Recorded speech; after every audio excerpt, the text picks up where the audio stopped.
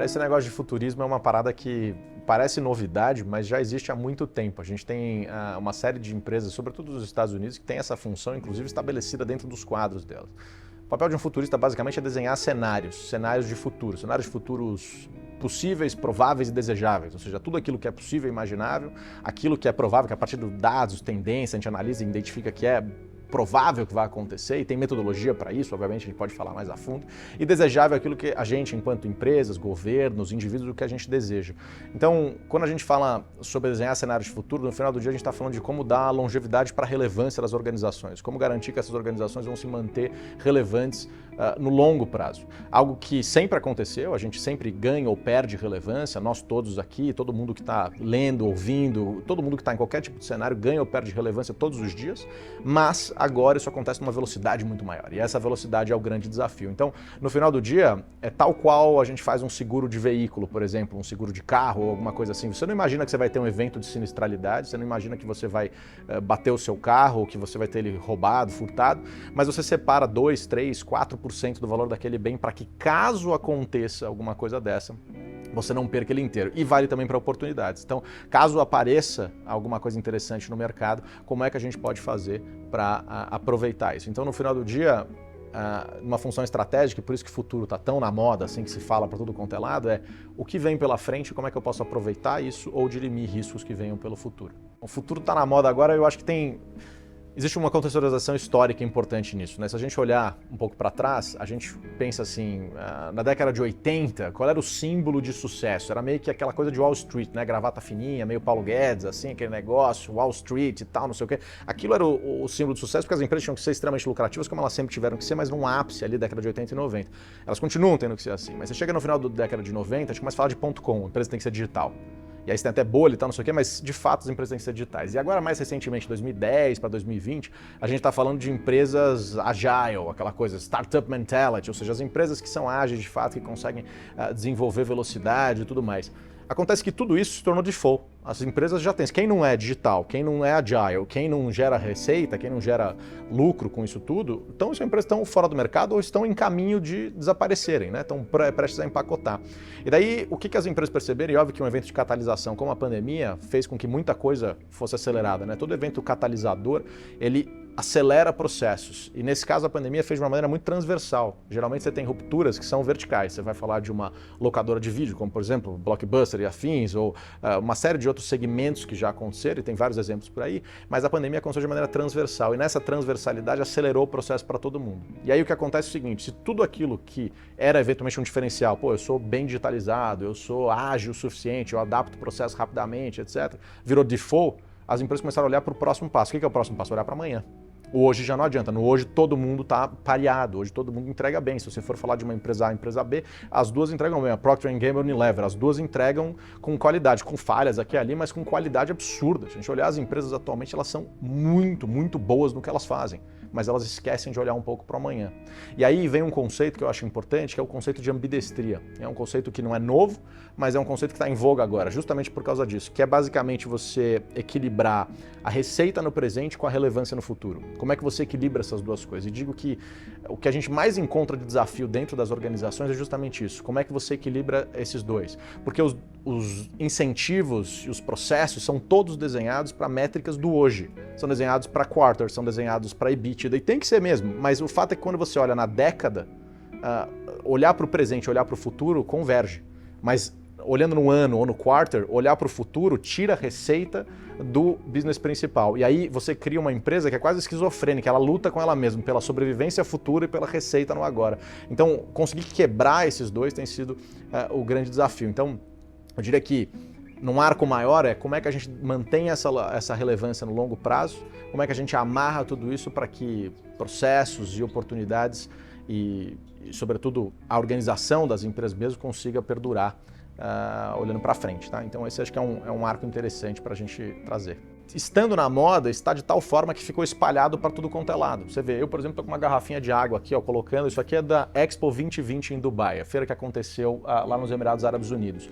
Tinha futuro escrito até no banheiro, literalmente. Então era futuro para todos os lados. Quantos slogans não tem hoje de futuro disso, futuro daquilo, desafio futuro, para hoje, para amanhã, para o futuro. A quantidade de gente falando disso é enorme, o que significa que, ao meu ver, um próximo passo será a gente parar de olhar para o futuro e voltar a olhar para o agora, porque olhar para o futuro já será default também. Então a gente fica numa coisa de convergência e divergência meio que eterna, no sentido de como é que a gente se capacita para olhar para amanhã, aproveitar as oportunidades, acelerar esse processo, e como é que a gente traz isso para o hoje de volta para executar no agora.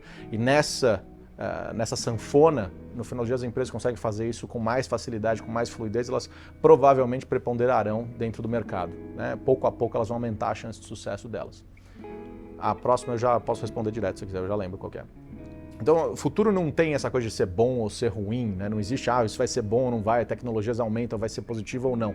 A verdade é que depende muito de como a gente atua. O que pode ser muito positivo para uma indústria ou até para um player dessa indústria pode ser extremamente pernicioso para outro player. Então, eu não diria que é positivo ou negativo. Essa é uma análise, eu costumo trazer 6 lições sobre o futuro quando eu vou conversar ou bater algum papo em alguma empresa, e a primeira delas é justamente não fazer juízo de valor. A nossa opinião importa muito pouco, a minha, a sua, de todo mundo que está acompanhando isso, importa muito pouco. No final do dia como é que essas coisas de fato acontecem no macro, se a gente tem influência, o que a gente pode fazer de positivo para isso, se não tem, como é que a gente pode fazer para navegar em paralelo, né? Eu costumo dizer que o futuro é de quem sabe navegar no caos, de quem fica confortável nele. O caos é inevitável, você não impede a onda de chegar à praia, mas você consegue aprender a surfar, e nesse ponto eu acho que muito mais do que avaliar se é bom ou se é ruim, é mais importante a gente entender como é que eu maximizo o meu retorno ou diminuo o meu risco dentro do todo, e não se eu acho bom ou se eu acho ruim. A minha opinião, no final do dia, é bastante relevante frente a eventos macro que podem acontecer. Qual é o maior desafio que as empresas enfrentarão no futuro? Eu diria que são vários, é difícil da gente falar um deles, mas eu vejo as empresas lutando muito com um apego. E esse apego dos executivos muitas vezes vem muito mais de uma percepção de risco aumentada, ou seja, eles colocam o risco próprio deles, da pessoal deles, dentro do risco do negócio. E aí fica impossível você tomar risco, porque se você coloca lá a escola do filho, o plano de saúde, etc., ou seja, como você construiu a sua vida do ponto de vista monetário, de patrimônio, etc., como é que você toma esse risco, né? Como é que você arrisca tudo que você construiu junto com o todo? E aí o que a gente percebeu conversando com diversos executivos de inúmeras indústrias diferentes, a gente já atuou com tudo quanto é empresa imaginável, assim, de indústrias muito diferentes, segmentos muito diferentes, é de que em todos acontece a mesma coisa, o que mostra que no final do dia somos todos humanos, né? E parece meio óbvio falar isso, mas a gente fala, não, mas a indústria de bens de consumo é diferente da automotiva e tal, mas lá no cerne disso tudo tem comportamentos humanos que remontam talvez até ao desenvolvimento da espécie como um todo. A gente gosta de segurança. Se eu pegar e chegar numa sala com todo mundo sentado e falar para todo mundo mudar de lugar, ou a gente estiver numa reunião num Zoom da vida e eu falar para a gente mudar para o Teams, todo mundo vai odiar. Todo mundo não vai gostar intrinsecamente. Nós não gostamos de mudança. E aí o que acontece é que quando a gente fala de transformação numa organização, a gente está falando contra um impulso biológico de, olha, você tem que mudar. E por isso que a gente coloca, por exemplo, no livro de história, não sei o que, tem lá o explorador, o astronauta, etc. Por que são esses fulanos que estão no negócio? Porque são diferentes. O DNA que saiu da caverna geralmente morreu.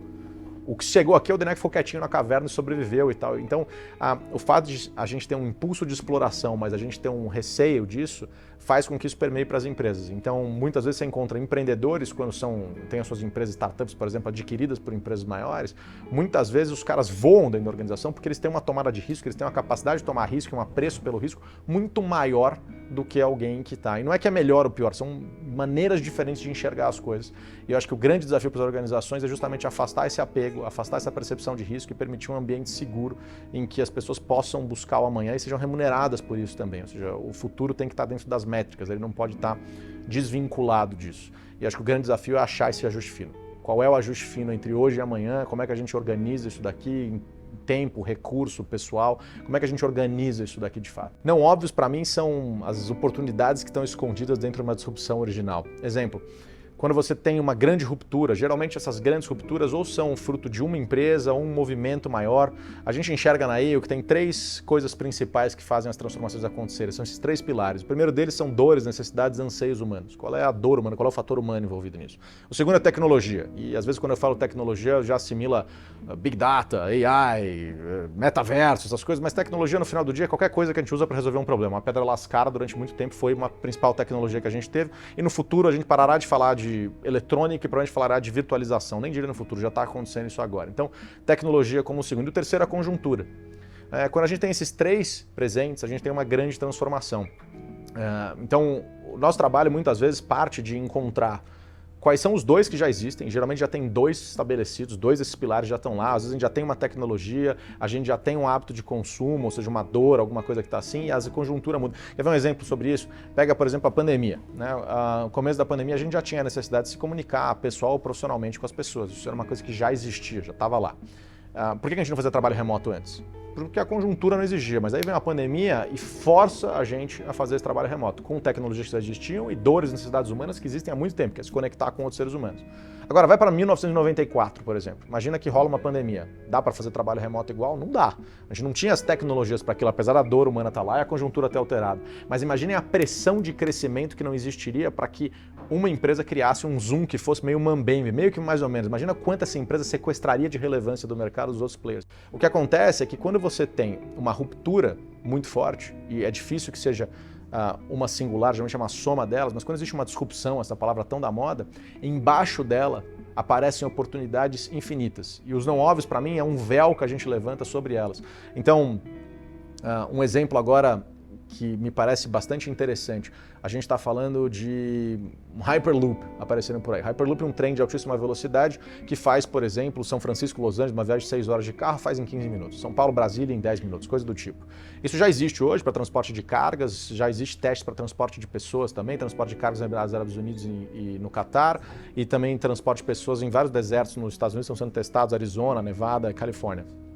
Agora, esse trem, ele impacta diretamente as companhias aéreas. Ok, isso é o óbvio, certo? Ele é muito mais rápido, ele produz energia para onde ele passa, etc. E ele custa mais barato a passagem, em média, do que uma companhia aérea. Então, naturalmente, você vai quebrar o mercado das companhias aéreas. Beleza, mas o que mais? E aí que para mim tem umas grandes oportunidades. Porque você montar um trem desse custa $1 bilhão por quilômetro para implementar. É um negócio custoso demais, complexo, para poucos players, talvez muito poucos no mundo. Você tem a Virgin fazendo e mais alguns outros players aí desenvolvendo isso. Agora, a cadeia inteira embaixo é gigantesca. Como é que fica, por exemplo, a rede hoteleira? Como é que fica o valor dos hotéis em Fortaleza, por exemplo, uma cidade altamente turística no Brasil, que atrai turistas de tudo quanto é canto, se você pode ir e voltar no mesmo dia? Você vai aproveitar a praia, vira e volta no mesmo dia. Como fica, por exemplo, Orlando e Miami, cidades altamente turísticas nos Estados Unidos, em que você tem um turismo um pouco mais adulto em Miami, um pouco mais infantil, em tese, em Orlando. Se você consegue se conectar nas cidades, Miami ficando muito mais cara hoje, do ponto de vista de real estate, etc., por conta de uma migração muito grande de mercado de cripto, e muitas pessoas se mudaram para lá, de outras cidades, Londres, Nova York, São Francisco, e inflacionaram um pouco o mercado de real estate, então os hotéis também subiram. Como é que fica o valor de áreas de hotel se você pode se hospedar em Jacksonville, em Atlanta, e chegar em 10, 15 minutos e aproveitar o universo lá? Como é que fica o valor dos imóveis de maneira geral? Quer dizer, você muda a dinâmica urbana por causa de uma transformação. E geralmente não é uma só, é uma soma delas, né? Então quando você coloca, por exemplo, uma outra tecnologia que eu acho interessantíssima, da Mosa Meat, carnes impressas, por exemplo. Então a gente tem hoje falando de clean meats, ou seja, carnes feitas em laboratório. Não é plant-based. Plant-based para mim, inclusive, é o Blu-ray. Me desculpa, pessoal, talvez o pessoal aí das empresas fiquem bravos com isso, mas a verdade para mim é o Blu-ray. O negócio vai durar um tempo, vai desaparecer. Todo mundo tinha um Blu-ray, o negócio evaporou. Né? Então eu acho que essas carnes que são feitas a partir de células animais, você extrai 10 células e faz 50 mil toneladas em potencial de carne igual, idêntica, proteína animal igualzinha, são futuros. Tem empresas como a Mosa Meat, a Memphis Meat e várias fazendo isso. Quando a gente olha, a gente tem um restaurante, por exemplo, em Singapura chamado 1888. E esse restaurante já tem hoje um menu degustação de frango feito em laboratório numa startup de Israel, que é uma degustação de prato do mundo, até frango a passarinho, que é brasileiro, lá colocado no cardápio desse negócio. E já estão começando a vender no supermercado, a FDA nos Estados Unidos já autorizou a vender no supermercado também, etc. O potencial disso é gigante, você consegue 93% menos de uso de água, 95% menos de uso de eletricidade, 90% menos de uso de espaço e uma série de outras coisas, o que faz com que o custo despenque lá embaixo. E tudo isso tem um impacto numa cadeia de frigoríficos e tal enorme. Agora, é realmente complicado entrar nisso. Quimicamente são processos complexos, caros, exigem um investimento gigante, por isso tem alguns players no mundo. Mas a cadeia embaixo é gigante. Então imagina o que acontece, por exemplo, com o estoquista do supermercado, o que acontece com o cara que põe a cola na etiqueta, o cara que faz a cola da etiqueta, a tinta da etiqueta daquela embalagem que vem a carne, o caminhoneiro, o cara que faz o pneu do caminhão, o que acontece com a empresa que faz o antibiótico, o cara que administra o antibiótico, o que acontece com os grãos. 26... como é que é? Um terço dos grãos no mundo são utilizados para alimentar equinos, bovinos e suínos. O que acontece com o valor de qualquer produto quando você adiciona 33% mais desse produto no mercado? Despenca. Aí quando você pensa na economia do Brasil, por exemplo, 26% dela é baseada no agro. Se a gente tem carne sendo feita em laboratório, os grãos valendo cada vez menos, a gente tem um choque na nossa economia como um todo, mostrando como as rupturas aparecem. Mas nessa cadeia existe um monte de oportunidade. Nessa cadeia inteira que eu descrevi, tem outras tantas, o fio da cerca e mais uma série de coisas. Então tem uma enorme oportunidade. Outros exemplos de não óbvios, você pega, por exemplo, carros autônomos. Você começa a ter carro autônomo faz menos acidente. Teve um teste em Pittsburgh, por exemplo, teve lá um período que a Uber testou vários carros autônomos lá, teve 17 acidentes. Todos eles foi um ser humano que colidiu no carro. Então o carro autônomo vê um ser humano, ele já fica preocupado, já começa a correr, fala, meu Deus, vou ser atingido e tal. Mas se o carro autônomo tem menos acidente, você precisa ter menos aço nele. Então de repente o ArcelorMittal sofre com isso, mas o mercado de construção civil consegue comprar aço mais barato. Então existem conexões que aparecem que não são tão óbvias num primeiro momento, mas que ofertam oportunidades muito grandes. E acho que quando a gente olha para trás, você vê uma App Store da vida, por exemplo, montar um ecossistema como a Apple fez, uma loja de aplicativos, um arco desse inteiro, é super complexo. Tanto que hoje você tem duas, basicamente, talvez três, vai considerando a Amazon, mas tem o Google, a Amazon e a Apple, são as maiores empresas do mundo que conseguiram fazer isso. Agora, montar um aplicativo, todo mundo consegue. Qualquer pessoa consegue fazer. Então percebe o tamanho da escala, a quantidade de serviços que surgiram, são todos não óbvios. Um Uber é não óbvio, todos os serviços de joguinhos, de celular, tudo isso são não óbvios que apareceram. Então, o grande desafio que eu acho para as empresas é como é que eu faço para constantemente olhar para isso, porque não vai ser um que vai resolver, você vai precisar experimentar vários, testar vários, mas se você tiver um volume grande, uma recorrência grande o suficiente, certamente você vai encontrar oportunidades que serão alavancas de crescimento para o futuro da organização. Essa é uma pergunta muito complexa, né? Como é que pode um executivo, por exemplo, alguém se preparar para o futuro? Onde é que eles achariam esses sinais? E tem uma série de metodologias. A gente usa, por exemplo, algumas de sinais fracos, faz uma mandala que a gente desenha. A gente tentou pegar aquilo que algumas pessoas conseguem fazer mais intuitivamente ou até por mais prática e transformar isso numa metodologia. Existem várias, você vai encontrar aí, tem um monte. Mas eu diria que tem uma coisa que talvez seja o cerne, o norte que resolve isso, que é qual é a dor que você resolve. Qual é a dor que a organização que você está resolvendo? Não é o que você faz. E existe essa confusão muitas vezes, porque geralmente o que você faz era a melhor maneira de resolver aquela dor quando foi criado. O jornal era a melhor maneira de levar a informação, ou uma das melhores maneiras de levar a informação quando ele foi criado. Era rápido, era barato, distribuía de maneira relativamente atualizada, né, de um dia para o outro. O jornal era uma coisa interessante. O modelo de negócio, publicidade. Eu troco a atenção que as pessoas estão dando aqui para pegar essa informação, para tomar decisões. Né? A dor no final é tomada de decisão, não é a informação. A informação por si só é tipo dinheiro sozinho, não serve para nada. O dinheiro sozinho é uma forma de troca, uma forma de escampo. Você troca uma pecúnia por um bem ou um serviço. Mas a informação sozinha não serve para nada. Agora, para tomar decisão, sim, vai chover, tira a roupa do varal. A empresa X comprou a empresa Y, eu vou lá e compro ações da empresa X e Y, onde nenhuma das duas ou venda. Quer dizer, você pega as informações e toma decisões com elas. O jornal ficou preso em vender a atenção das pessoas por publicidade. Certo? Então, você vê, a própria empresário digital não faz isso. Tem anúncio, é uma fonte de receita, mas não é a principal fonte de receita, é um ecossistema de negócios. E aí, o que você percebe é que, preso nesse modelo de negócio, apegado a esse modelo de negócio, as empresas foram sendo corroídas, porque hoje a informação é commodity, todo mundo tem acesso a toda a informação. Tudo que a gente está falando aqui tem disponível no YouTube. O difícil é a curadoria, o selo, o filtro, você dar a chancela para aquilo que está sendo falado, e por isso, por exemplo, fake news e uma série de coisas aparecem. No final do dia é que entender qual é a dor que você resolve permite que você tenha mais longevidade, porque a solução muda com uma frequência enorme, mas a dor geralmente permanece. Então, como faz para identificar esses não óbvios, essas oportunidades? Eu diria que é se fazer a pergunta sempre de como é que eu resolvo essa dor original da melhor forma possível hoje? E como é que eu farei para resolver isso da melhor forma possível daqui X tempo, com as tecnologias que estão aparecendo, com as mudanças de consumo na sociedade? Então, se fazer essa pergunta sempre, vai fazer você desafiar o seu modelo de negócio, porque o modelo de negócio vai parar de ser a melhor forma.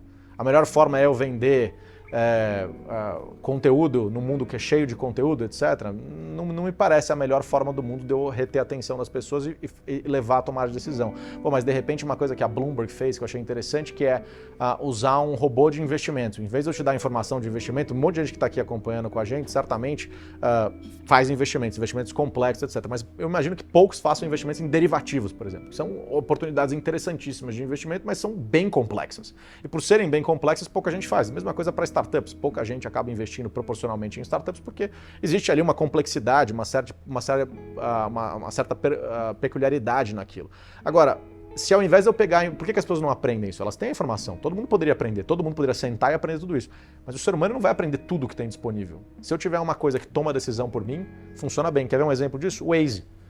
Por que a gente segue o Waze? Quem já viu Guia 4 Rodas, quem é dessa geração, sabe que a gente procurava lá os negócios e tal, não sei o quê. O Waze, ele não é pela informação do trânsito, disso, daquilo, é pela tomada de decisão. O trânsito é um reflexo disso, mas ninguém abre e fala assim, deixa eu ver como é que tá o trânsito aqui em Beirute, no Líbano, agora de tarde. Tá interessante. Ninguém fica olhando a informação. O que você procura lá é a tomada de decisão. Como eu chego mais rápido na minha casa. E a gente terceirizou a tomada de decisão. Então você vê que terceirizar a tomada de decisão traz um valor tremendo para nós. Então, entender a dor essencial ajuda bem. Nesse aspecto, você pega, por exemplo, uma Goodyear da vida, né? Qual é a dor que uma Goodyear resolve? Né? E muita gente vai falar, pô, ela faz pneu, o que a Goodyear faz? Faz pneu. Mas a Goodyear se posiciona hoje como uma empresa de acessórios para mobilidade. Que hoje é um pneu, mas amanhã pode ser uma cabine telefônica de teletransporte muito louca. A Universidade de Viena está fazendo teletransporte de fótons de luz já, desde 2015. Teletransporte de partículas muito essenciais de luz, etc., quase sem densidade. Mas se a gente já consegue fazer fótons de luz, eventualmente em algum momento, a gente vai conseguir fazer também sobre matéria, talvez uma molécula, e depois de um tempo, uma hora a gente vai conseguir teletransportar alguma outra coisa. Parece coisa de filme de ficção científica, mas se a gente for 100 anos para trás, quase tudo que a gente faz hoje parece filme de ficção científica. Então, naturalmente, essas coisas vão acontecer. E aí, a Goodyear podia desaparecer, né? Ninguém mais usa pneu, ninguém mais usa carro, desaparece. Mas, de outro lado, ela está financiando esse estudo, por exemplo. Então, você pega uma empresa de pneu financiando um estudo de teletransporte de fótons de luz, porque ela entende que resolve a mesma dor que ela. Então, o prisma é, qual é a dor que eu resolvo? Entendendo essa dor que eu resolvo, provavelmente eu me manterei, eu teria uma chance maior, é sempre sobre probabilidade, eu teria uma chance maior de me manter relevante no longo prazo. Muitas vezes você pega tendências da moda ou coisas, por exemplo, metaverso, podcast. Quantas empresas têm um podcast, mas ninguém sabe me explicar por que tem um podcast? A gente estava atendendo uma grande empresa de telecomunicações e eles estavam lá lançando um produto médico XPTO lá e coisa e tal. E a gente ficou olhando e falou, cara, e eu perguntei isso para os gerentes que estavam implementando isso, para 3 gerentes diferentes. Perguntei para o diretor de transformação e perguntei para o CEO. A gente foi fazer um off-site aí juntos e tal. Eu perguntei, falei, por que estão fazendo isso? E a resposta era, não, porque nós temos uma grande capilaridade e tal, não sei o que, não sei o que. Eu falei, tudo bem, mas por quê? Não sei mais. Eu falei, cara, os Estados Unidos podem invadir o México, não significa que ele deva. Potencialidade não significa estratégia. Então me explica por que vocês estão fazendo. Ninguém conseguiu explicar. E, de novo, isso não é essa empresa específica, isso acontece para todos os lados. Por que acontece isso? Porque no final do dia, a preocupação maior acaba sendo, imagina você falar assim, caramba, o pessoal entrou todo no metaverso, etc, e eu fiquei de fora. Nossa, a galera foi lá e entrou em AI e tal, e eu fiquei de fora. O peso que existe para o ambiente corporativo, para os executivos, aquela percepção de risco pessoal é muito maior do que eu entrei, mas tá vendo, todo mundo entrou, mas deu errado, a culpa não é minha, o mercado que se adaptou. Então, a capacidade de enxergar e a coragem para fazer essas coisas, e eu não estou dizendo que as pessoas são covardes, pelo amor de Deus, mas estou dizendo o seguinte, o tamanho da coragem que exige isso é um desafio gigantesco, um desafio humano. Então, como é que nesse mundaréu de oportunidades, né, parece que tem um monte de oportunidades e um monte de novas tecnologias, um monte de coisa bacana, pode parecer algo positivo. Mas no final do dia, isso impõe um desafio gigante de escolher e, sobretudo, de falar não. No universo em que a gente tem inúmeras oportunidades, em que a gente tem um alcance gigantesco, como escolher o que falar não? Para quais coisas a gente fala não? E acho que esse é o grande desafio. E isso remete um pouco à minha resposta anterior, inclusive. Qual é a dor essencial que se resolve? E esse pode ser um norte interessante. Pô, de repente, pela dor essencial que eu resolvo, que é ofertar experiências num espaço, seja ele físico ou virtual, um metaverso pode fazer sentido. Em que pese para a grande maioria do mercado, talvez não faça, mas talvez para mim faça. Olha, pelo tipo de negócio que eu tenho, ter um podcast para falar sobre esse tema e evangelizar as pessoas e trocar esse assunto, mesmo que tenha pouca audiência, pode fazer sentido. Mas não eu tenho que ter um podcast, não eu tenho que estar no metaverso, não eu tenho que usar AI. Talvez algumas coisas dessas sejam transversais, tal qual a internet. A internet hoje é padrão. AI talvez seja padrão, talvez. Mas a grande maioria das coisas eu presumo que são específicas para algum dos mercados e que aí você se valer daquilo. Todo mundo tem vantagem com tudo. Se você fizer um podcast ao invés de não fazer, é melhor, mas você tem recursos limitados. E se você tem recursos limitados, você não consegue aproveitar todas as oportunidades e nem deveria buscar fazer isso. E aí muitas vezes você vê que as empresas maiores, elas têm uma capacidade, uma musculatura para conseguir se defender de tudo isso e até conseguir abraçar esse monte de coisa. Por isso elas acabam fazendo muitas dessas coisas e perdendo recursos. E aí o pessoal compara a startup mentality. No final não é que a startup ela tem uma mentalidade tão diferente, é que ela é muito sensível. Então se ela não for só naquilo que é essencial, ela não for um laser focada, ela morre no processo. E por isso que as startups conseguem, geralmente, ter um foco e um desapego ao modelo de negócio muito grande. Porque se ela tiver apego ao modelo de negócio, ela morre junto com o modelo de negócio. É uma âncora dourada, ele afunda junto, pode ser de ouro, pode ser maravilhoso. Ela afunda junto com você, é um câncer corporativo, o apego ao modelo de negócio. Então, no final do dia, se desfazer desse apego e conseguir olhar para uma dor essencial que você resolve, vai permitir que no longo prazo você consiga abraçar as tendências, abraçar as oportunidades, abraçar aquilo que de fato vale a pena, aquilo que de fato pode trazer retorno para o seu negócio, ao invés de só fazer aquilo que está na moda. E você vai ser criticado por isso? Vai. Assim como vai ser criticado também se abraçar um negócio. Tem que ver o quanto de crítica se aguenta e no longo prazo o resultado prepondera sobre tudo. Então se tiver resultado, no final do dia as críticas elas evaporam. Eu recebo perguntas desse tipo de quais são os maiores desafios e oportunidades do futuro toda hora. E óbvio que tem desafios empresariais, a gente tem vários, a gente já listou alguns aqui, tem vários outros. Mas eu diria que os maiores desafios do futuro são desafios éticos. Existem inúmeros deles. A gente, olhando para frente, a gente vai enfrentar momentos muito complexos para o mundo, como sempre aconteceu, mas agora numa velocidade, num intervalo menor. Então, esses desafios éticos, para mim, são os grandes gargalos para frente. A gente tem exemplos variados. Pega o trolley problem, que é um problema proposto pelo MIT, por exemplo. Imagine que você tem um carro autônomo e esse carro autônomo atropela alguém. Ele se depara com uma cena aterrorizante. Ele vira à direita numa rua X e lá ele encontra uma senhora de vestido de bolinha verde e encontra também uma criança atravessando a rua. A física indica que um dos dois será atropelado. Qual dos dois ele atropela? E veja, é uma decisão puramente filosófica, ética, humana. Se você fizer essa pergunta na Ásia, eu já fiz algumas vezes em algumas palestras por lá, a resposta geralmente é atropela a criança. Lá existe um foco no ancião, no idoso, etc. Que para nós no Ocidente é tipo, como assim? São culturas, cada uma tem a sua vertente, cada uma tem o seu modo de enxergar. Agora,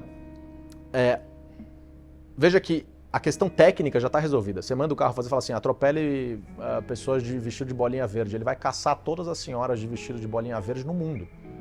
O problema não é técnico, o problema é humano. Como é que eu programo no carro para ele fazer isso? Como é que ele toma essa decisão? Como é que eu escolho entre dois bens equivalentes, dois valores equivalentes? E esse é um dos grandes desafios que a gente tem pelo futuro, por exemplo. E aí a solução poderia passar, mas quem é o responsável? É a montadora. A montadora nunca vai lançar esse carro se ela for responsável. O programador, ele nunca vai terminar a programação nesse troço. É o dono do carro, mas peraí, o dono do carro não escolheu nada, o carro escolheu sozinho. Então como é que eu estou responsável? Como é que eu vou pegar o seu carro e atropelar alguém, já que você é o dono do carro, eu que atropelei, mas... Então como é que a gente resolve isso? E aí tem várias maneiras, tem tecnologias diferentes, a gente já pensou, por exemplo, em capacetes neurais, você conectar e de tal forma aquilo ser num nível subliminar que seja, mas a decisão ser sua mesmo. No final você que está decidindo, a máquina executa, mas a decisão é sua, como se fosse hoje, quando você mexe o volante, mas na verdade você está passando um comando. Outra ideia que me deram outro dia, tipo, você vai ter tanta câmera, tanto sensor, tanta coisa conectada, que invariavelmente vai ser quase impossível ter um acidente desse, porque você vai saber que as pessoas estão atravessando a rua e tal. Então, soluções existem, mas esses e vários outros desafios existem pela frente. A gente passa por uma transformação profunda de inteligência artificial agora. Está na moda, é um dos temas da moda, etc. Existe desde a década de 50, mas agora a gente tem modelos conversacionais que ficaram de fato populares, né? Eles se expandiram e agora estão de fato populares. O que aumenta o volume a velocidade de crescimento desses modelos enormemente e que certamente nos levará para um ambiente de ter mais inteligências artificiais. E muita gente muitas profissões, muitas carreiras vão ser substituídas por isso, inclusive carreiras intelectuais, carreiras de criatividade. Você que está me entrevistando, eu fazendo cenários de futuro, a gente já usa AI, por exemplo, para desenhar cenários de futuro e muito provavelmente em breve fará melhor do que eu, porque vai conseguir fazer numa enormidade, numa resiliência infinita que a máquina tem. A máquina faz 8 vezes 8, 1 bilhão de vezes com a mesma intensidade. O ser humano, depois da quinta, sexta vez, não aguenta mais. A repetição é uma coisa que não faz bem para nós. Então, nós teremos que nos adaptar. Mas muita gente, ao meu ver, não terá uma função nesse futuro, uma função de acordo com o mundo atual.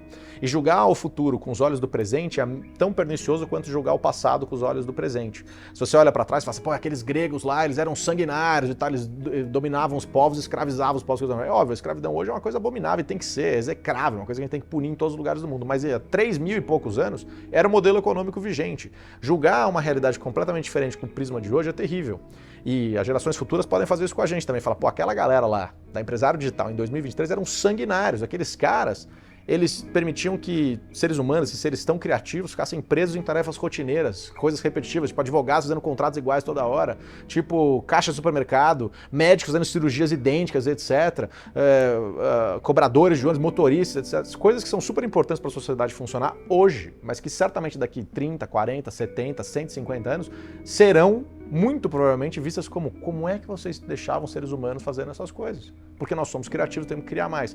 Então a gente vai ter uma transformação profunda e vai ter um vale aí no meio. Nesse vale é o grande problema, não é depois da transformação. Depois que a gente já tem uma série de abundâncias, etc., e o acesso para isso tudo, muito bem, mas até lá a gente vai ter um vale muito importante aí, e é o grande desafio do mundo, eu acho, é como é que a gente equilibra para não deixar as pessoas, o maior número de pessoas não caírem nesse buraco, e a gente ter uma rede de proteção que permita que a gente abrace isso tudo. É um desafio para as empresas, é um desafio para os governos, é um desafio para a sociedade de maneira geral.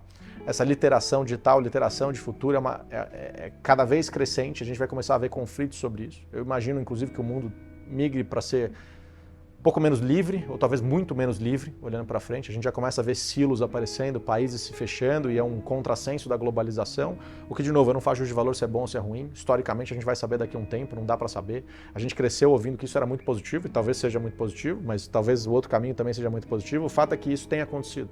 A gente tem começado a fracionar países, fracionar povos, as coisas, a gente depende menos dos outros para sobreviver. Em que pese o mundo seja super conectado, a abundância gerada faz com que você precise, cada vez eu falei do Hyperloop, por exemplo, você está imprimindo carne, mas você está imprimindo carne, você tem eletricidade produzindo de maneira remota, vidro fotovoltaico, sei lá o que, energia eólica e tal, é tudo caro. Imagina isso em abundância. Caro, é curioso esse negócio de preço, né? Porque a gente olha o preço como o valor das coisas como um impeditivo. Quanto custaria para escutar música há 150 anos enquanto você jantava? Quanto custa para escutar música hoje? Né? Então saiu de algo que era exclusivo de realeza, uma coisa, precisava de uma orquestra, uma banda, etc., super exclusivo, para algo mega acessível, é gratuito. Você paga para não ver anúncio, mas ouvir música é gratuito. Então, quando essa abundância chega para o todo, imagina você poder viver remotamente, produzir sua comida, etc., tudo isso meio que como a gente fazia lá atrás, quando eram pequenas comunidades, etc., sem você depender dos outros. Isso faz com que você naturalmente se afaste. A gente vive em cidades e vive num ambiente hiperconectado porque essa foi a melhor forma que a gente encontrou de maximizar a vida humana como um todo.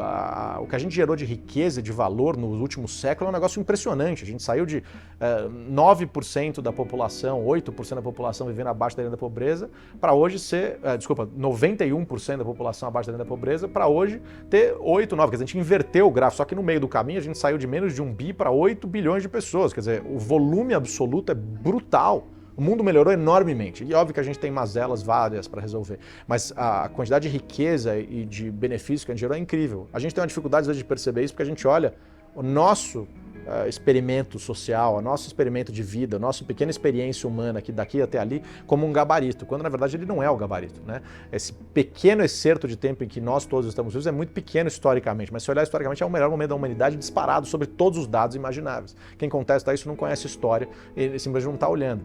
Então, a gente terá um desafio muito grande, porque depois de uma abundância tão grande, provavelmente nós teremos aí um gargalo.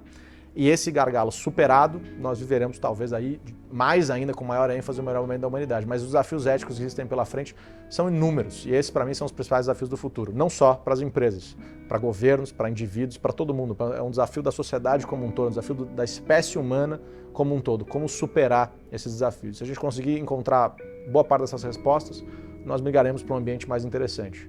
Se não, a gente provavelmente migrará para um ambiente mais distópico, aquelas coisas que a gente vê em filmes, etc. E é bem possível, está no campo das possibilidades, está aí, depende da gente. Não saber o que é verdade tem um efeito muito perigoso para a humanidade. E eu acho que a gente caminha para esse ser um dos outros grandes desafios éticos que a gente tem pela frente.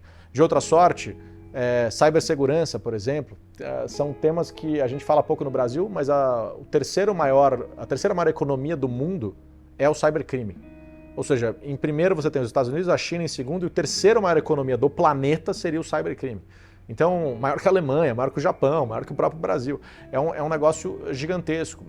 E a gente tem cybercrime hoje muito focado especialmente nas grandes empresas, pensando no ambiente empresarial, né, governos, agências, reguladoras, etc., nas grandes empresas, mas como tal qual startups escalam seus negócios para grandes mercados, o crime também se escala dessa maneira, ele vai buscar mecanismos diferentes. E o Brasil é um dos países mais digitalizados, o país que tem maior volume de acessos de tudo quanto é tipo de plataforma. A gente está lá em primeiro, em segundo, em quase todas elas, redes sociais, etc, etc. Então, a gente é um prato cheio para ser um ambiente fértil para ataques desses globais. Então, você imagina, por exemplo, que você começa a ter pessoas de maneira alhures, assim, espalhadas, sendo atacadas por criminosos de qualquer outro lugar do mundo. Então você vai ter um cara, por exemplo, da Polônia atacando a galera aqui no Brasil. Como é que você pune esse cara? Como é que você encontra esse negócio?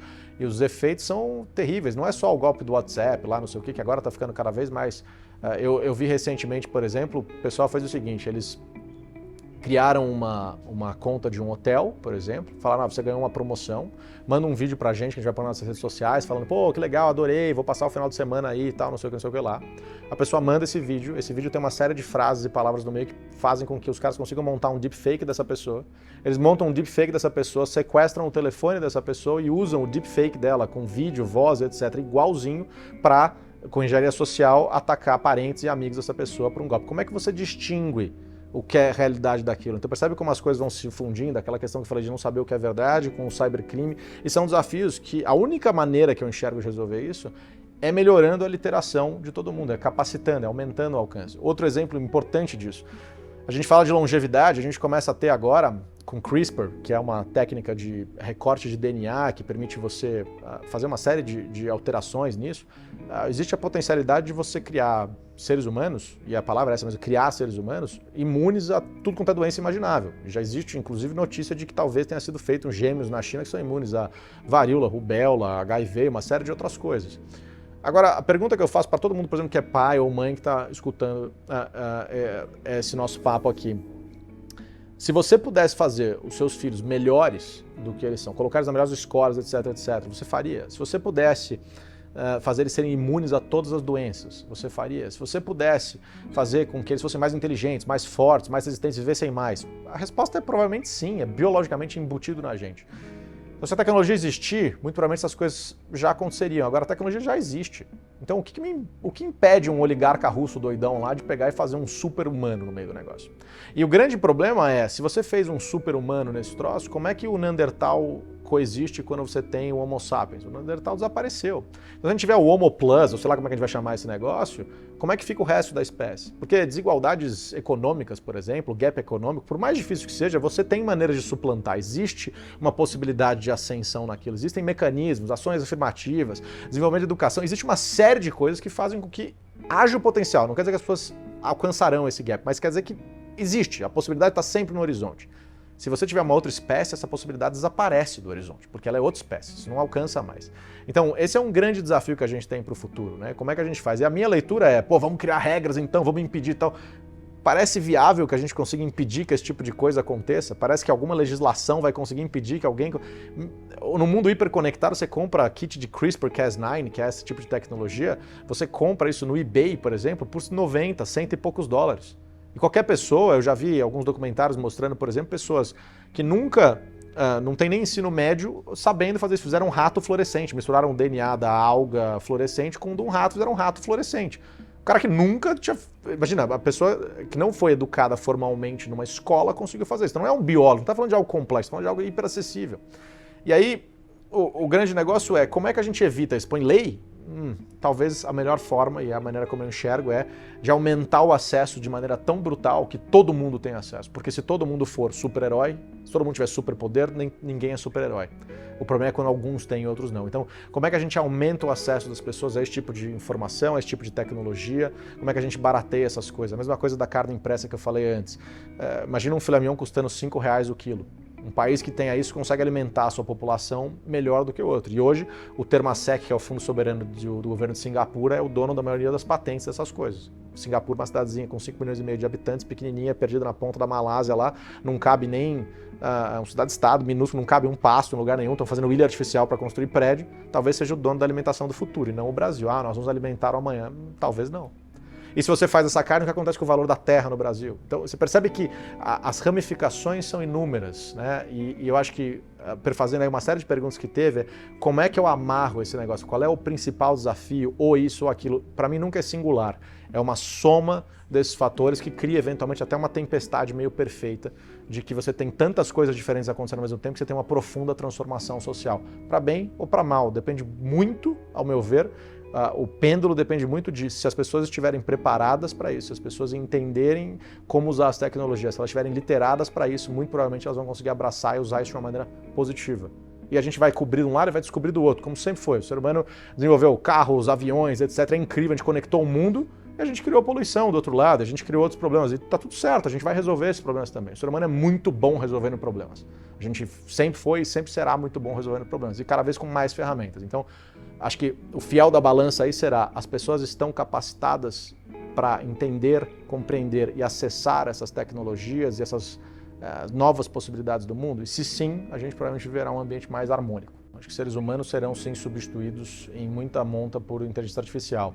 E muita gente quando fala disso fala: não, mas veja, o que aconteceu é que na Revolução Industrial também foi assim, e depois a gente criou um monte de novos empregos. Depois na Revolução dos Computadores e Tecnológicos também foi assim, a gente criou um monte de empregos. De fato. Mas em toda a história da humanidade, a gente manteve um monopólio sobre uma coisa, que era o monopólio do pensamento. Nós pensamos e criamos. Então você inventou a máquina a vapor, ótimo, a gente continua sendo quem cria essa máquina a vapor e as próximas coisas. A gente foi lá e inventou um computador, muito bem, a gente continua sendo aquele que cria, que desenvolve, que usa essa ferramenta para maximizar isso.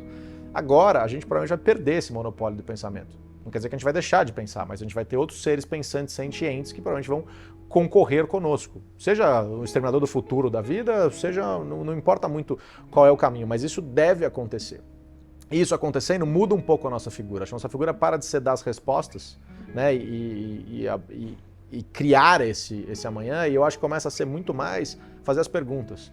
O ser humano vai ter um papel fundamental em desafiar essas tecnologias todas de fazer as perguntas, pelo menos num primeiro momento. Então, quais são as perguntas, quais são os desafios que a gente tem, como é que a gente estimula isso, né? E eu gosto de fazer uma pergunta para todo mundo com recorrência, que é: qual é a melhor pergunta que você já escutou? E acho que esse vai ser uma habilidade importante. Saber fazer as perguntas certas, olhando para frente, vai ser fundamental. Teremos concorrência em inteligências. A capacidade de perguntar e a curiosidade humana eu ainda acho difícil de replicar num primeiro momento. Depois é possível que isso aconteça. Rotina é um negócio que faz algum tempo que eu não encontro mais, o que é muito bom, por um lado, e tem os seus percalços, seus trade-offs também.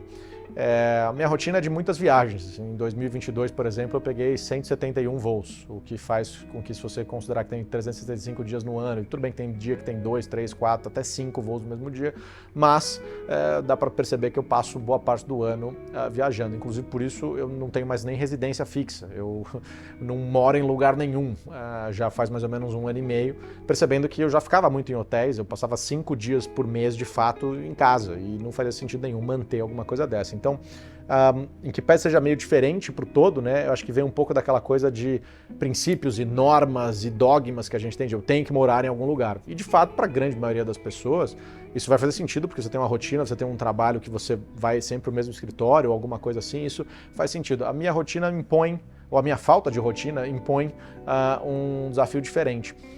E nisso eu tenho cada vez mais me lançado a explorar as coisas. Eu acho que o profissional do futuro é aquele que consegue resolver problemas complexos. Muito mais do que a profissão A, B ou C, é a capacidade de resolver problemas complexos que determinará a sua relevância dentro do mercado de trabalho, aquilo que você consegue de fato entregar para a sociedade, que para mim é o mais importante, que é o quão útil eu sou para a sociedade no todo. Muito mais do que os desejos de ser feliz ou isso, daquilo e tal, a minha leitura é que nós devemos ter utilidade para a sociedade, entregar algo melhor do que o que a gente recebeu, senão a gente só veio consumir recursos.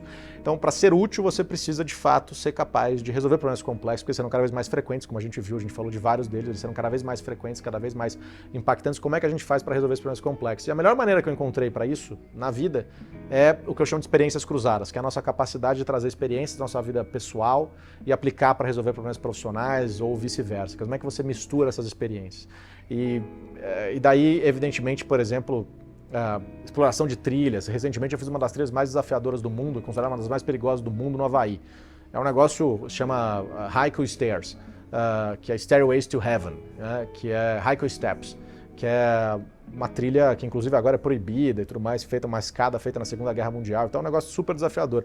O que isso tem a ver com o futuro? Ou tal qual, por exemplo, eu fui outro dia aprender a fazer acrobacia em biplanos, um avião de 1935, fazer acrobacia em cima do Sonoma Valley na Califórnia. O que isso tem a ver com o futuro? Isso tem a ver com desafios que você encontra e habilidades que você tem que desenvolver ali para aquele momento. E lidar com uma máquina tão antiga, ou de como acalmar os meus sentidos, por exemplo, na hora que eu tinha que descer uma escada super desafiador, com as pernas cansadas, etc., com real medo. Eu acho que eu nunca antes na vida eu tive medo como eu tive de morrer ali de verdade, eu realmente tive um medo assim visceral de morrer. Então, como é que eu me adaptei para aquilo para conseguir acalmar? Isso vale para várias situações. Às vezes quando você tem um mega desafio, por exemplo, no dia a dia empresarial, eu olhar e falar, cara, como é que eu consigo acalmar o meu eu mesmo, o meu ser, para conseguir fazer isso. Então, essas habilidades vão compondo um conjunto, um repertório que permite que você tenha uma caixa de ferramentas maior para resolver o amanhã. Isso não é único e exclusivo meu, tem vários exemplos disso. Por exemplo, tem um cara que eu adoro, uma história que eu adoro, do cara chamado John Beck. Em 1908, as 8 companhias de trem de Londres resolveram se reunir para formar o primeiro sistema de trens interligado do planeta Terra. Eles deram o nome para isso de Underground, é o metrô, basicamente como surgiu. E depois de um mês, mais ou menos, que eles fizeram essa fusão, eles tiveram que mandar um monte de gente embora, porque sobreposição de funções, tiveram que criar um novo mapa para explicar isso tudo, e depois de um mês eles perceberam um negócio aterrorizador, que era o seguinte, aterrorizador é bonito, né? Aterrorizante, que era o seguinte... Eles perceberam um negócio aterrorizante, que era o seguinte, o número de passageiros diminuiu. Pensa que doido que esse negócio, você faz uma mega integração e o número de passageiros diminui. Eles foram tentar entender por que isso aconteceu, e eles descobriram que o problema estava no mapa. As pessoas, o primeiro mapa do metrô é super complexo, é cheio de curvas, etc, etc. A gente pode pôr isso no negócio, né? Na revista. O mapa tá aqui em algum lugar, sei lá o quê. Bom, enfim, vocês adaptam o negócio, mas... e era super complexo, eram curvas, rios, parques, lago em cima, e as pessoas ficavam completamente perdidas. Elas saíam das estações e olhavam e falavam assim, cara, onde é que a gente tá? Né? E com isso tinham que entrar e pagar uma passagem agora mais cara, porque você tinha integração dos dois. E com isso o número de passageiros caiu. E a Underground, desesperada com isso, foi lá e falou, cara, precisa criar um mapa novo. Em vez de eles tentarem criar o mapa eles mesmos, eles abriram um concurso para que um monte de gente pudesse criar mapas. E se inscreveram cartógrafos renomados do mundo inteiro, gente especialista nisso de tudo quanto é lugar do mundo. E se inscreveu um cara chamado John Beck. Tinha sido demitido dessas demissões que eu mencionei, era um engenheiro eletricista que trabalhava na Underground, nunca tinha feito um mapa na vida, mas ele foi lá e criou um mapa com regras muito claras. Linhas verticais e horizontais em 45 graus, equidistância entre os pontos todos, um color code. Se você olhar um pouco mais distante um mapa de metrô hoje em dia, você vai perceber que ele parece um circuito de computador. John Beck usou a habilidade que ele tinha para circuitos eletrônicos e aplicou isso para criar um mapa que bateu todos os cartógrafos da época, virou padrão para o mundo e impacta bilhões de pessoas desde então, e recebeu para isso, para você ter uma ideia, R$ 1.800 traz o valor presente, que mostra como inovar de fato não é caro, não é tão complexo, mas isso para mim faz um arco de olha a habilidade que ele tinha que ele conseguiu aplicar para uma coisa completamente diferente. São coisas diferentes. E um outro exemplo disso que eu acho interessante, que é muito impactante para quem tem filhos, um cara chamado Matt Might, é um PhD da ciência da computação da Universidade do Alabama, nos Estados Unidos. Ele caçou o assassino do filho dele, mas o assassino do filho dele não é uma pessoa, mas uma doença extremamente rara que atinge menos de 100 pessoas no mundo, faz com que o canal lacrimal não produza lágrima, os pulmões se desenvolvam direito, muscularmente, uma série de problemas, e lá pelos 16, 17 anos, todo mundo que tem essa doença acaba morrendo. E ele, como todo pai e toda mãe, não aceitou esse negócio, foi levar o filho dele tudo quanto é médico imaginável. E nenhum médico conseguia resolver ou saber o que era. Sabia que era um problema genético, mas ninguém conseguia resolver de fato o que era esse negócio.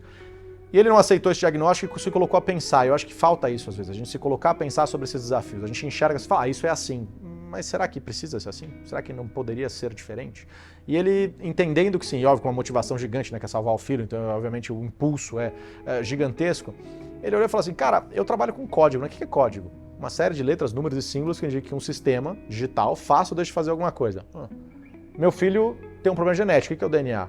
Uma série de letras que indicam que um sistema biológico faça ou deixe de fazer alguma coisa. Ele falou, cara, se eu consigo encontrar um problema, uma falha nesse código de computador, com um programa de debugar lá e tal, o que me impede de encontrar uma falha ou um defeito nesse código genético também? E com esse pensamento que é brilhante, esse EC, ele foi lá e mapeou o genoma dele, da esposa e do filho, que é um negócio relativamente barato de fazer hoje em dia, 100 e poucos, R$200 você faz esse negócio, e lá 100 e poucos dólares, e colocou um programa de debugar que ele adaptou para rastrear esse negócio, encontrou um duplo recessivo. Pensa que doido que é isso. Um cara que nunca entrou na faculdade de medicina, ele bateu todos os métodos, sistemas, laboratórios, tudo que já tinha até então, encontrou o duplo recessivo. Ele não parou por aí. Ele pegou isso e descobriu o que esse gene deixava de produzir, quais eram as substâncias que esse gene deixava de produzir. Criou um outro programa de computador que chama Crawler, que é um programa que rastreia base de dados, etc., para ir atrás da FDA, Anvisa, Agência Europeia de Medicamentos, agências todas de medicamentos do mundo, atrás de remédios que fossem as substâncias que o filho dele precisava ou pudessem incutir a produção das substâncias que o filho dele precisava. Encontrou um remédio de arritmia cardíaca que ele mesmo tomou e depois administrou para o filho dele, não como um médico maluco, mas como um pai tentando salvar o filho. E o filho dele, com 9 anos, chorou pela primeira vez. O que impediu que tivesse que remover os olhos, inclusive, por causa de uma infecção, etc. E aí esse cara, hoje, ele é o fundador de um negócio chamado Precision Medicine, a medicina precisa, aquela que não atinge mais 97,7% da população com poucos efeitos colaterais, mas cada um de nós de maneira individualizada, personalizada, essa coisa de que o futuro é distribuído, né? O futuro é cada vez mais pessoalizado. E isso para mim é interessante porque todo mundo pode aprender a programar, por exemplo. E por que nós não criamos, eu incluso, não criamos a medicina do amanhã? Ah, mas a gente não tem a dor. Tudo bem, mas salvar as pessoas deveria ser uma dor coletiva, a gente deveria pensar nisso. Quantos problemas daqueles desafios éticos que eu mencionei, por exemplo, quantos problemas existem no mundo que poderiam ser resolvidos com habilidades que nós teríamos como ter? Então, ao invés de você ver Netflix todas as vezes, vai ver Netflix também, mas ao invés de você ver Netflix toda hora, por que você não pega, por exemplo, separa uma hora para entrar no codecademydavida.com, que aprende a programar gratuitamente? Mas pode ser programação, mas pode ser culinária, pode ser kitesurfing, não importa o que você vá fazer. Mas aumentar essa caixa de ferramentas fez com que esse cara que tinha essas ferramentas permitisse salvar o filho dele e criar um método agora que salvou centenas de pessoas. E que é utilizado como, inclusive utilizaram para fazer algumas das vacinas de mRNA, já estão utilizando para ver como procurarem soluções para câncer e etc., ou seja, procurando curas para câncer com isso. Eu já usei parte desse negócio, eu fui diagnosticado com um negócio no ano passado, uma doença autoimune, uma reação autoimune, e usei parte do que o cara desenvolveu, estudei em cima, apliquei e consegui inventar um tratamento, imagina, sem nenhum preparo técnico, que pode parecer uma temeridade isso, mas certamente tudo direitinho, remédios já aprovados, quer dizer, coisa que eu poderia ir lá na farmácia e comprar, e regrediu, e aparentemente, com todos os exames, desapareceu. E a resposta estava lá, já existia, mas só precisava tirar um véu desse negócio. Então, quais são as habilidades que dá para aprender? E aí, respondendo para tudo que a gente falou de executivos, empresários, empreendedores, quais habilidades você pode aprender que vão te aumentar essa caixa de ferramentas para que lá na frente, na hora que você for deparado com um desafio desse, você seja aquele que talvez consiga conectar pontos diferentes e achar uma solução para esse negócio. Quem conseguir achar essas soluções com mais recorrência vai conquistar mais relevância, vai sequestrar a relevância do mercado e com isso provavelmente vai conquistar um espaço maior.